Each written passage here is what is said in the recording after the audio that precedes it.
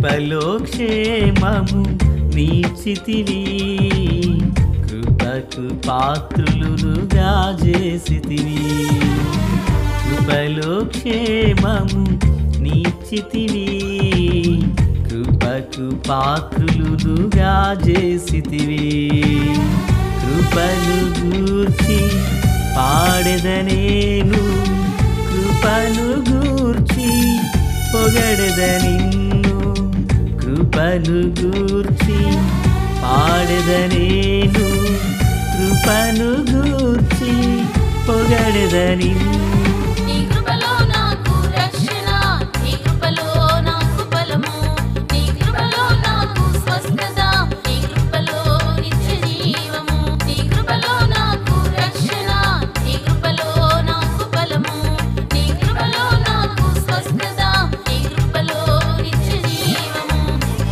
కృపలో క్షేమము నీచితివి, కృపకు పాత్రులుగా చేసితివి. ప్రభు అయినటువంటి యేసుక్రీస్తు వారి పరిశుద్ధమైన నామములో తండ్రి అయిన దేవాది దేవునికి నిత్యము స్తుతియు స్తోత్రములు, మహిమయు ఘనతయు ప్రభావములు యుగయుగములు ప్రభునకే చెల్లునుగాక. ఆమెన్. ఆత్మీయులారా, బాగున్నారు కదూ? మరో పర్యాయం మనం ఇలాగ కలిసి ఈ పునరుత్థాన ఆరాధన వేళ దేవుని దివ్య వాక్యాన్ని ధ్యానించే కృపను ప్రభువారు మనకు అనుగ్రహించున్నారు. దయగలిగిన ఆయన ఆత్మచేత సమభూమి గల దేశమున ప్రభువు మనలను నడిపించునుగాక. ఆమెన్. నేటి దిన వాక్య ధ్యానం కొరకైన భాగం ఆదికాండము ప్రియులరా 41వ అధ్యాయం 1వ వాక్యం. 2 ఏండ్లు గడిచిన తరువాత ఫరో ఒక కల కనెను, అందులో అతడు ఏటి దగ్గర నిలిచి ఉండగా. ప్రార్థన. తండ్రి దేవా స్తోత్రం, వాక్యం చేత మాతో మాట్లాడి నన్ను మమ్ములను బలపరచండి. దివ్యమైన కృప, కాపుదల, కనికరము సమృద్ధి చేయండి. శక్తి చేత బలము చేత కానిది మీ ఆత్మ మూలమున జరిగించమని యేసయ్య మహోన్నతమైన నామంలోనికి ప్రార్థించిన మనవులన్నీ పొందియున్నామని నమ్ముచున్నాము మా పరమ తండ్రి. ఆమెన్. ఆత్మీయులారా, బాగున్నారు కదా? ఈ వాక్య భాగంలో ఫరో ఒక కల కన్నాడని మనం చూస్తున్నాం. సాధారణంగా కలలు అనేవి అనేక మంది కలలు కంటూ ఉంటారు. కొందరు పెద్దలు కూడా కొందరు చూసి ఎగతాళి చేస్తూ ఒరే పగట కళలు కనకరా అంటుంటారు. సో కొందరికి పగలు కూడా పడుకున్నప్పుడు కళలు వస్తూ ఉంటాయి, కొందరికి రాత్రి వస్తుంటాయి. కొందరికి ఆ కళలలో సంతోషం, మరికొందరికి బాధ, మరికొందరికి భయం. అంటే ఇలాగ ఉన్నాయంటే కళలన్నీ ఒకే విధానంలో వస్తున్నాయి అనుకోకూడదు మనం. కళలు ఇంచుమించుగా 5 రకాలుగా వస్తాయని ఒక గొప్ప దైవజనుడు చెప్పారు. 1, ప్రియులారా, తిండి ఎక్కువై మత్తుగా నిద్ర వస్తాయి. 2, ఆ దినాన ఏదైనా హఠాత్తుగా ఒక విషయం చూసి గుండె కలవరం చెందుంటే కలలు వస్తాయి. ఇక 3, దేనిని గూర్చైనా ఆలోచిస్తూ నిద్రలోకి జారుకుంటే అది కలగా రావచ్చు. 3, 4, సాతాను కూడా కొన్నిసార్లు కలలు ఇస్తాడు. 5, దేవుని ద్వారా కూడా కళ్ళు వస్తాయి. అయితే ఇక్కడ వీటన్నింటిలో మనం గ్రహించవలసిన విషయం ఏంటంటే, ఇప్పుడు ఫరోకు కళ వచ్చింది. నేనంటాను ఆ కళ దేవుడే బయలుపరిచాడు అంటాను. మీరు అనుకోవచ్చు అదేంటండి ఫరో అన్యుడు కదా, అన్యుడికి దేవుడు కలవడం ఏంటి అని. పిల్లరా, అయితే కళలు అనేక విధాలుగా ఒక మనుషునికి వచ్చి ఉన్నప్పటికీ ప్రతి కళ దేవుని యొద్ద నుండి వచ్చింది అని మనం అనుకోకూడదు. ప్రతిదీ సాతానే ఇచ్చాడని కూడా అనుకోకూడదు. కళను బట్టి దాని వెనుకున్న దాని యొక్క అర్థాన్ని బట్టి మనం అది ఎలా వచ్చిందని మనం గ్రహించాలి. ఉదాహరణకు సాతాను కలిస్తే భవిష్యత్తుని గురించి ఎప్పుడు చెప్పడు వాడు. ఎందుకంటే సాతానికి భవిష్యత్తే బాగోలేదు కనుక ప్రస్తుతం గూర్చి వాడు కలవరం పెట్టి నేను ఏ విధం చేత నేను వెనతట్టి లాగాలని చూస్తాడు. సో భవిష్యత్తు, భూత భవిష్యత్తు వర్తమాన కాలాలు ఎరిగినవాడు ప్రభు. ఆయన ఆదియు అంతమునై ఉన్నాడు. మొదటివాడు కడపటివాడు ఇప్పుడు ఉన్నవాడు కూడా ఆయనే. కనుక ఒక మనుషునికి కలలో భవిష్యత్తు వెల్లడిపరచబడిందంటే 100% అది ప్రభు ద్వారానే వెల్లడిపరచబడిందని మనకు అర్థం. ఆమేన్. అంటే ఇప్పుడు ఫరోకి కల వచ్చింది. ఆ కలలో మరి 7 బలహీనమైనటువంటి ఆవులు, 7 బలమైన ఆవులు, 7 వెన్నులు పేలవి, 7 బలమైనవి. పిల్లరా, అయితే నేను ఈ మొదటి వచనంలో ఆగాలనుకుంటున్నాను. ఫరోకి దేవుడు ఈ కళ ఇచ్చారు. ఎందుకు ఇచ్చారంటే 2 సంవత్సరాలు గడిచిన తర్వాత, అంటే పానదాయకుల అధిపతి, భక్ష్యకారుల అధిపతి వారు జైలులో నుండి విడుదల పొందిన తర్వాత 2 ఏండ్ల కంట ఇది.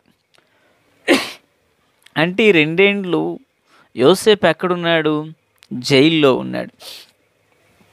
అంటే జైలులో చెరను అనుభవించాడు. ఒకవేళ పానదాయకుల అధిపతే గనక ముందుగానే ఫరోతో మాట్లాడినట్లయితే మరోలా ఉండునేమో.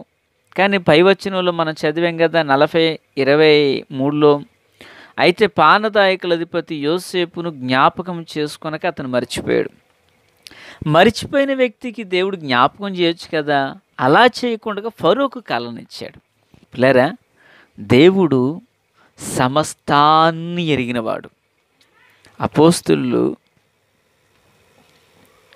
వారు మేడగదిలోకి వారు వెళ్ళక మునుపు ప్రభు ఆరోహణ వెళ్ళబోతున్నారు. అప్పుడు ప్రభు వారితో మాట అంటారు, కాలములను సూచనలను తండ్రి స్వాధీనంలో ఉన్నాయంటారు. అంటే సమస్తము దేవుని చేతుల్లో ఉన్నది అనేది మనం అర్థం చేసుకోవాలి. గల కారణం ఏంటంటే యోసేపుకి అప్పుడు వయసు ఎంత? ఫరోకి క్షమించండి పానదాయకుల అధిపతి, భక్ష్యకారుల అధిపతికి కలభావం చెప్పేసరికి సరిగ్గా ఆయనకి 28 సంవత్సరాలు. పిల్లరా, 17 ఏండ్లు తండ్రి ఇంట్లో, 11 ఏండ్లు ఫరో ఇంట్లో ఉన్నాడు. ఎంతైనా అప్పటికి? పిల్లలు అర్థమవుతుంది కదా. 17, 10, 11, 28 సంవత్సరాలు. అంటే ఈ 2 ఏళ్ళు ఆగిన తర్వాత కల వచ్చింది ఫరోకి. అంటే అప్పటికి ఎంత అయింది? 28, 2, 30. ఇజ్రాయేలు వేద గ్రంథ ప్రకారంగా మన పరిశుద్ధ బైబిల్ గ్రంథంలో ఉన్న ఆధారాలు ఏంటంటే, దేవుని యొక్క యాజక గుడారంలో ఒక వ్యక్తి పరిచర్య చేయాలి అంటే 30 ఏళ్ళు నిండాలి. పిల్లరా, ఇశ్రాయేలు సైన్యంలో సైనికుడిగా చేరాలంటే 20 ఏండ్లు నిండాలి. ఇజ్రాయేలీలు వాగ్దాన దేశానికి వెళ్ళుచున్నప్పుడు వారి కాలు బలగం లక్షలాది పైగా ఉన్నా, 20 లక్షల పైబడే ఉన్నా యుద్ధం చేసేవాళ్ళు 6 లక్షలు. వాళ్ళు 20 సంవత్సరాల ప్రాయం కలిగిన వాళ్ళు అని అర్థం. దేవునికి స్తోత్రం కలుగును గాక. పిల్లలు వింటున్నారా? అంటే సైన్యంలో చేరి పనిచేయాలంటే 20 ఏళ్ళు ఉండాలా? యాజక గుడారంలో, ప్రత్యక్ష గుడారంలో పరిచర్య చేయాలంటే 30 ఏళ్ళు ఉండాలి. చూడండి, మన ప్రభు అయినటువంటి యేసుక్రీస్తు వారు కూడా 30 ఏండ్లకు మునుపు తల్లిదండ్రి సమక్షంలో ఉంటారు. 30 ఏండ్లు గడిచిన తర్వాత ఆయన మన ప్రధాన యాజకుడై ఆయన పరిచర్యను ప్రారంభించారు. దేవునికి స్తోత్రం, హల్లెలూయా. చూడండి, పాత నిబంధనలో ఉన్న యోసేపు నూతన నిబంధనలో ఉన్నటువంటి యేసుక్రీస్తు వారికి ఒక నీడలా కనిపిస్తారు. 30 ఏండ్లకు ఆయన తండ్రి సేవ చేసినట్లుగా 30 ఏండ్లకి ఈయన ఫరో ఎదుట నిలబడి దైవ సంకల్పాన్ని నెరవేర్చడం మొదలుపెట్టాడు. యోసేపు అమ్మబడ్డాడు, యేసు ప్రభులు వారు అమ్మబడ్డారు. యోసేపు తృణీకరించబడ్డాడు, మన ప్రభు వారు తృణీకరించబడ్డాడు. ఇవి పోలికలు ఇవి. పిల్లరా, అంటే యోసేపుకు 30 ఏండ్లు వచ్చినంత వరకు 2 ఏండ్లు జైల్లో ఉండవలసి వచ్చింది. బహుశా కొందరు అనుకుంటారు, యోసేపు పక్షాన దేవుడే తోడుగా ఉంటే ఎందుకు ఆ జైలు జీవితాన్ని అనుభవించాడు? పిల్లరా, దేవునికి ఒక సంకల్పం ఉంది, దేవునికి ఒక ఉన్నతమైన ఉద్దేశం ఉంది. దేవుడు ప్రతి వారి ఎడల తన ఉన్నతమైన మహాకృపను వెల్లడిపరిచే దేవుడై ఉన్నాడు. కనుక కాలములు, సూచనలు సమస్తము ఆయన స్వాధీనంలో ఉన్నాయి. భక్త పౌలు గారు అంటాడు రోమిలికి రాసిన పత్రిక 8:28 నందు, దేవుని ప్రేమించి వారికి అనగా ఆయన సంకల్పం చొప్పున పిలువబడిన వారికి మేలు కలుగుటకై సమస్తము సమకూడు జరుగుచున్నవని ఎరుగుదమంటాడు. అంటే ఇప్పుడు యోసేపుకు 28 ఏండ్ల నుండి 30 ఏండ్ల వయసు వచ్చేంత వరకు పిల్లరా ఎక్కడుండాలా? ఈ 2 ఏండ్లు దేవుడు తను అక్కడ ఉంచారు. ఆత్మీయులారా, ఈ మాటలు వినిచిన క్రీస్తునందు నాకు అత్యంత సన్నిహితులారా, 2 ఏండ్లు జైల్లో కానీ సింహాసనం మీద 80 ఏండ్లు ఉన్నాడు. బహుశా ఈ మాటలు వినిచిన నీ జీవితంలో కూడా భక్తిగా నడుచుకొనుచున్నాను, దేవుని యందు ఆధారపడి ఉన్నాను, నాకెందుకు ఇలాంటి పరిస్థితులు అంటూ ఒకవేళ నువ్వు కృంగిపోతున్నావేమో. యోసేపు జీవితంలో సమస్తాన్ని నూతనం చేసిన దేవుడు, పరిస్థితులను అనుకూలంగా మలిచిన దేవుడు నీ జీవితంలో కూడా ఏ కార్యమైనా చేయగల సమర్థుడు అని నువ్వు గుర్తెరగాలి. అంటే యోసేపును విడిపించుట కొరకు అన్యుడైన ఫరోను దేవుడు వాడుకున్నాడు. గడిచిన దినాన్ని మనం విన్నాం కదా, ఒక పానదాయకుల అధిపతిని, ఓ భక్ష్యకారుల అధిపతిని దేవుడు వాడుకున్నట్టు యోసేపుని విడిపించుట కొరకు ఒక ఫరోను వాడుకున్నాడు. ఆమేన్. ఈ మాటలు వినిచిన ఆత్మీయులారా, నీ జీవితంలో కూడా ప్రతి దానికి ఒక సమయం ఉన్నది. ఆ సమయం వరకు ఆయన బలిష్టమైన చేతి నీడ క్రింద మనం దాచబడి ఉండాల. మోషే 40 ఏండ్ల అరణ్యంలో దాచబడ్డాడు. ఆమేన్. యెహోషువ మోషే నాయకత్వం ఉన్నప్పుడు దినములు చొప్పున ఆయన గుడారంలో ప్రార్థనలో కొండ దిగు భాగాన దాచబడి ఉన్నాడు. ఏలియా అహాబు కంటపడకుండా కొంతకాలం దాచబడ్డాడు. దేవుని బిడ్డ, నీవు దాచబడే దినాలు ఇవి. శ్రమలో ఉన్నావా? నువ్వు దాచబడుతున్నావు. సమస్యలో ఉన్నావా? నువ్వు దాచబడుతున్నావు. శోధించబడుచున్నావా? నువ్వు దాచబడుతూ ఉన్నావు. మరొక కాలం రానైనది, దాచబడిని నువ్వు ప్రత్యక్షపరచబడే రోజు. శ్రమిస్తున్నావు కానీ ఫలితం నీకు దక్కట్లా. ప్రయత్నం చేస్తున్నావు, నువ్వు ఫలాన్ని పొందుకోలేకపోతున్నావు. దాచబడి ఉన్నావు. ఒకరోజు రానైనది, నువ్వు ఫలం పొందబోయే రోజు. ఆమేన్. అట్టి నిరీక్షణతో మనం నిలిచి ఉంటే యోసేపు పక్షాన ప్రభు కార్యం చేసి ఫరోను రేపిన దేవుడు నీ పక్షాన కూడా తన కార్యాలు జరిగించి మేలుతో నింపే దేవుడునై ఉన్నాడు. అట్టి కృపచేత దేవుడు మనల్ని దీవించునుగాక. ఆమేన్. తండ్రి దేవా స్తోత్రం.